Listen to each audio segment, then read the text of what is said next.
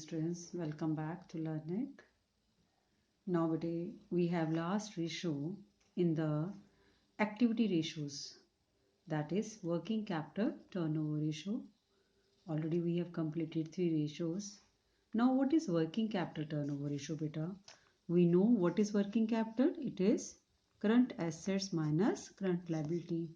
The capital which is required for the day-to-day working of the enterprise is called as working capital, and it can be calculated when we just minus current liabilities from current assets. It will give us value of working capital. So first of all, we will just have the meaning of it, that it establishes a relationship between revenue from operation, that is net sales, and working capital. कि जब हम दोनों में relationship create करते हैं, that relationship is created in the ratio called as working capital turnover ratio. Clear है बच्चे? Then what is the purpose of having this ratio? To check the efficiency of management in utilising the working capital. कि हमारी जो working capital business में लगी हुई है, हमारी मैनेजमेंट कितनी एफिशिएंट है उसको यूज़ करने में, उसको प्रॉपर्ली यूटिलाइज किया जा रहा है. उस वर्किंग कैपिटल को यूटिलाइज करके हम रेवेन्यू फ्रॉम ऑपरेशंस अर्न कर रहे हैं. तो maximum revenue generate by the using of working capital. To check that efficiency we have to calculate working capital turnover ratio. Now there are again some factors including in working capital turnover ratio. पहला हम बेटे देखेंगे revenue from operation, means हमें net sales चाहिए. ठीक है, net sales हमें मालूम है. क्रेडिट सेल्स अगर दी हुई है, credit revenue from operation, RFO stands for revenue from operation, plus cash revenue from operation, तो क्या आ जाएगा? टोटल रेवेन्यू फ्रॉम ऑपरेशन आ जाएगा. Means credit sales plus cash sale is equal to total net sales. दूसरा हमें एक factor क्या चाहिए बच्चे? Working capital. वर्किंग कैपिटल जिसको हम कहते हैं current assets minus current liabilities. कई बार हमें net working capital, net current assets दिए होते हैं तो अपने आप में वर्किंग कैपिटल होती है, करंट लायबिलिटी नहीं गिवन होती है ना. अगर दी हुई है दोनों तो माइनस करके हमें क्या कैलकुलेट करना है? Working capital. तो दोनों फैक्टर्स आपको जरूरी हैं इस रेशो के लिए. फॉर्मूला फिर देखेंगे क्या है? Revenue from operations divided by working capital. किसका फॉर्मूला बच्चे? वर्किंग कैपिटल टर्नओवर रेशो का. Working capital utilising in earning revenue from operation, efficiency in managing such a working capital, how the working capital is utilized so as to earn maximum revenue. This is the result of working capital turnover ratio and it is expressed in times. इसका भी expression क्या है? In times we need to calculate working capital turnover ratio. Clear है बच्चे? तो बिल्कुल simple है. Formula अगर आपको याद है, आप कोई भी क्वेश्चन आ जाए सॉल्व कर सकते हैं. Now again we will have one problem with us. उसको हम सॉल्व करके देखेंगे. What is given? We have to calculate working capital turnover ratio. ठीक है, हमें दिया हुआ बेटे cost of revenue from operations. इसका मतलब 54 लाख क्या है? वैल्यू ऑफ नेट सेल्स दी हुई है. ठीक है, gross profit on revenue from operation 25%, 25% of net sales. ठीक है, अब हमें 25% of net revenue from operation दिया हुआ है, लेकिन हमारे पास क्या है बेटे? कॉस्ट है. हम 25% डायरेक्ट 54 लाख के ऊपर नहीं लगा सकते. क्यों नहीं लगा सकते? क्योंकि ये कॉस्ट है और हमारे पास क्या है? 25% ऑफ रेवेन्यू फ्रॉम ऑपरेशन. पहले इसको कॉस्ट में कन्वर्ट करना पड़ेगा.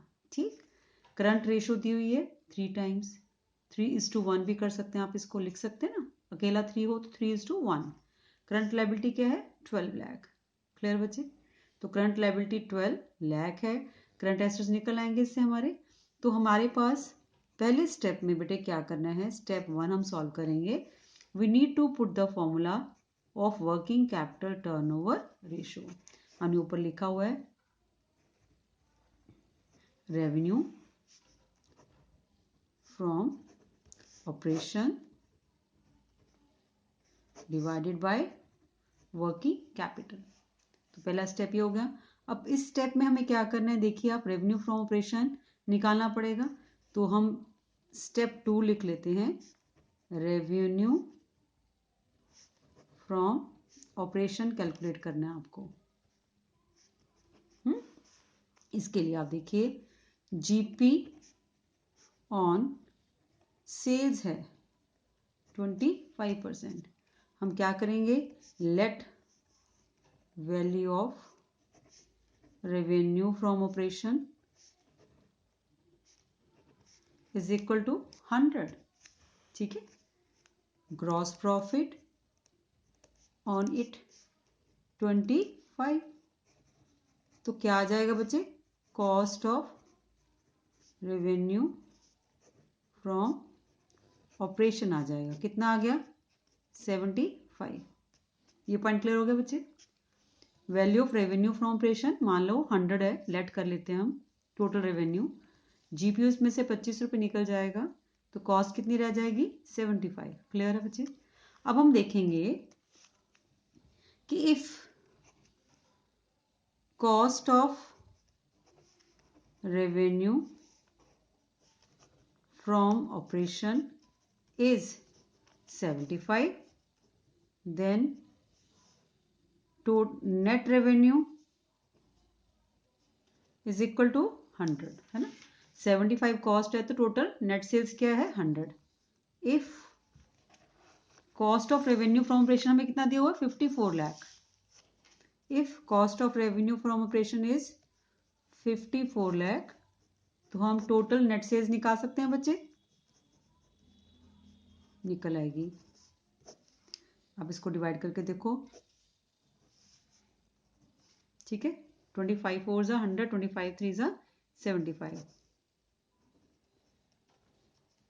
18 लाख, तो 18 4 जा 72 लाख, तो हमारे पास एक फैक्टर आ गया 72 लाख हमें चाहिए ना, रेवेन्यू फ्रॉम ऑपरेशन हमें फॉर्मूला में लगाने के लिए 72 लाख आ गया। क्लियर है बच्चे, एक चीज हमने निकाली। अब हमें दूसरा क्या चाहिए, वर्किंग कैपिटल, तो वर्किंग कैपिटल के लिए हम देखते हैं हमारे पास क्या है,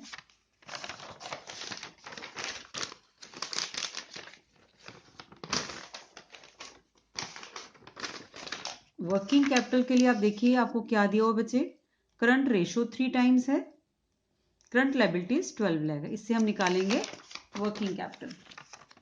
तो स्टेप 3 वर्किंग कैपिटल, अगर आप स्टेप वाइज करोगे ना बच्चे आपको याद रहेगा, current asset minus current liability, ठीक है, करंट रेशो दी हुई है which is equal to current asset over current liability, current ratio 3 है, 3/1 कर ले, no issues at all. Current asset हमारे पास नहीं है, करंट लायबिलिटीज कितनी दी हुई है 12 लाख, क्रॉस मल्टीप्लाई करें तो हमारे पास करंट एसेट्स कितने आ गए बच्चे, 12 3 जा 36 लाख करंट एसेट्स हैं।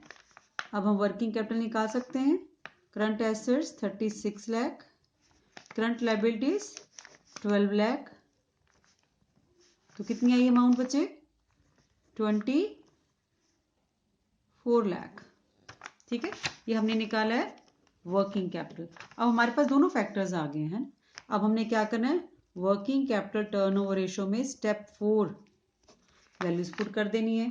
रेवेन्यू फ्रॉम ऑपरेशन हमने 72 लाख निकाला था और हमारे पास वर्किंग कैपिटल कितनी आई है बच्चे 24 लाख, तो आप इसको डिवाइड करें तो कितना रिजल्ट आ गया 3 टाइम्स।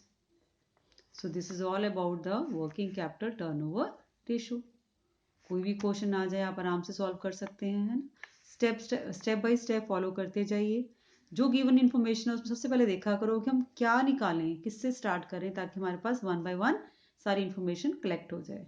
तो ध्यान रखना है कि एक एक करके फैक्टर्स सॉल्व करते जाने हैं, वैल्यूज पुट करनी है, आंसर आ जाएगा। और एक्सप्रेशन क्या है, परसेंटेज या टाइम्स है, वो साथ में जरूर लिख रहे हैं, क्योंकि हाफ मार्क जो होता है एग्जामिनर यूनिट वैल्यू को ही रखता है, ठीक है, हाफ नंबर आपका यहाँ पे कट जाएगा अगर आप टाइम्स को नहीं लिखेंगे।